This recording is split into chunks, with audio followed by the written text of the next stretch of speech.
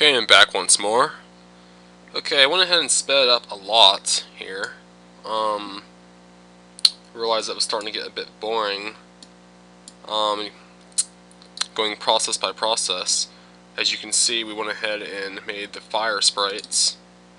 FD for stands for developing. So basically, when it is fired, it starts to form a bit here. As you can see. And then we have fire, which is the actual fireball itself. As you can see, I used a blending tool. See, if you use this, it basically blends the sprites together and it makes different transparencies and different opaques. As you can see, awesome.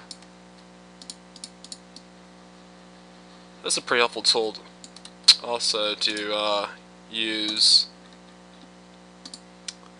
often, I suppose. And then here's Fire DD for disperse and destroy. So you have this, and then it basically goes to this, and it basically will destroy itself after a certain amount of time. So we go down here to because we actually programmed these creatures, SN. So once the crate starts moving to the right at speed of 3. And these are also called Q blocks I use often if I'm not using the alarm command. Q left, Q right, Q down and up, and Q attack and Q attack delay. Basically, this block is when they collide with Q block attack. It will turn into Q attack delay, so that when they pass on by, they do not hit it repeatedly and keep spamming the same attack over and over again, and basically become stuck like that. You don't want the enemy to become stuck. So as you can see, we go here. I show it from the left side. Basically, it starts moving to the left. Hits a Q block here. Q left. It will change into crawler normal right, going right, so basically the same thing except mirrored. Hits Q attack, it basically stops moving, it changes into instance breathing fire. As you can see, we have that here. Then it changes the instance of the other occurrence, which is the Q attack, into Q attack delay, and then it spawns the instance of fire 1, which is it developing here, and then basically it spawns an alarm command. So we set alarm 0. You can set about, how many alarms can you set? About, yeah, you can set 12 alarms, which is awesome. So we set the first alarm to 20 steps. Steps is the equivalence of time in Game Maker based on room speed. And I actually do have some room speed calculations on that somewhere. Change instance to 2 left, which changes it to the real fireball. Then if it hits this prematurely, it will change to 3 left, which is this one, which is the same thing for 1 left. So if 2 left also hits it, it will change to 3 left. And after an alarm of 10 steps, it will destroy itself. So as you can see, after alarm of 10, him breathing fire, he'll return to normal, and after a little while, the attack Q block will reform from Q attack delay. Hopefully that didn't seem too complex. I'm not exactly sure how else to explain that. But, okay, yeah, and that's basically it, so we're going to go ahead and play test that real fast.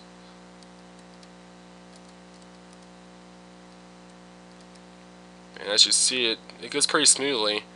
And we will turn off these key blocks, just to let you guys know, because we're not just, keep them there. that would be pretty weird. So yeah, pretty awesome. Yeah. Basically, going pretty smooth. The attack executes nicely. I like it. We'll make it to where the fire actually does damage. Let's go and do that. So, what? Let's go to player base. And I guess we'll create a collision command. Collision with, oh god, yeah. But I'm not going to show every single process in which I do these, because I understand that it's really boring, watching process by process. Plus, not only that, whenever you do this,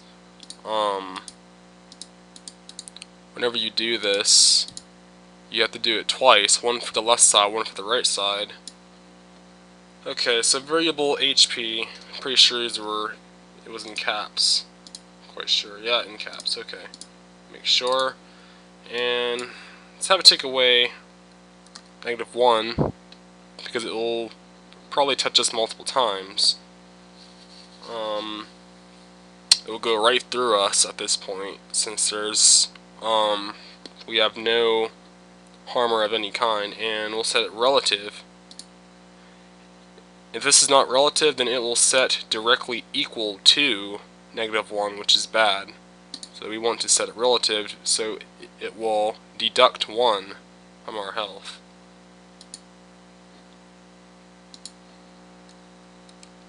So stand like this. As you can see, the gauge is going down, but only when it hits us in that state, because we did not set it for the rest of them yet. And again, we have it to where he gains health back every time he goes into the idle state. So we'll actually make a mech for that. Let's see. I think this is the only one where, yeah, good. So this is the easily controlled variable. So let's see. Whenever he spawns, okay, let's make a health object. So let's see, create object, and this can be, yeah, this can be just a health controller. HPC for control. Okay, so whenever this is spawned, object is destroyed. Let's see, object is destroyed.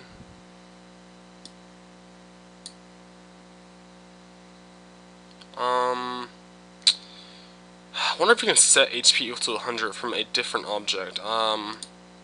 Pretty sure you can. We'll try it out.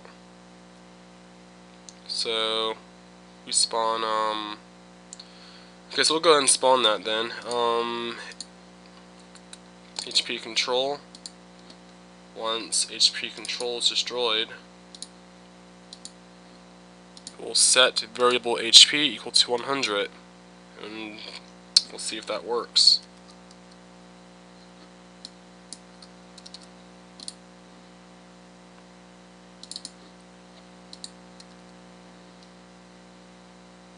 Okay.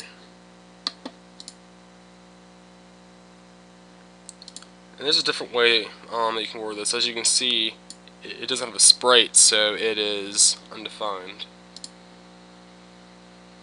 Yep, just as I thought, we cannot set the health from another object. It has to be within the same object. So I'll be right back. Alright, so we've fixed this. We've created a step command, variable checking.